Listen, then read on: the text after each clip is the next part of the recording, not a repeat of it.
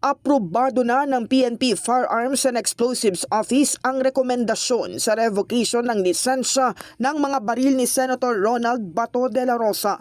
Ang revocation ng license to own and possess firearms ni Senator de la Rosa ay pinirmahan kahapon, May 26, ng pinuno ng Firearms and Explosives Office.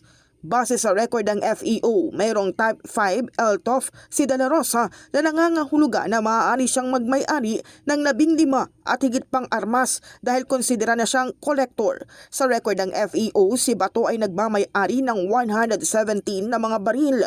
Sa ngayon, mayroon na ring sulat sa Police Regional Office 11 para impormahan si Bato kaugnay sa revocation. Pinasusuko naman ng FEO ang mga baril sa lalong madaling panahon.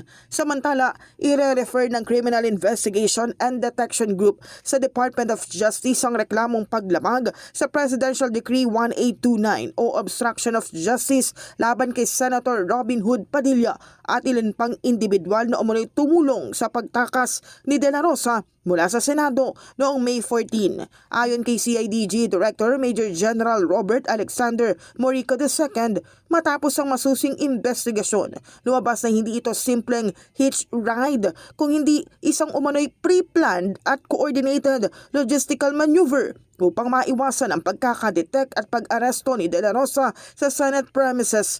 Lumabas din na sa investigasyon na may isa pang sasakyan na sumusunod sa kotse ni Senator Padilla na nagsilbing escort at backup vehicle. Giit ng CIDG, ang hakbang ay bahagi ng kanilang mandato na ipatupad ang batas ng patas at walang kinikilingan at anumang akto ng paghadlang sa hustisya ay may kaukulang pananagutan sa ilalim ng batas.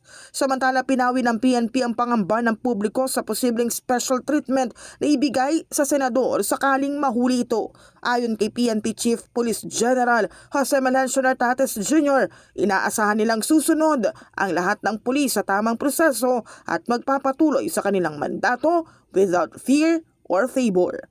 In the heart of changing lives, ako si Brigada Cass Austria ng 105.1 Brigada News sa FM Manila, the Music and News Authority.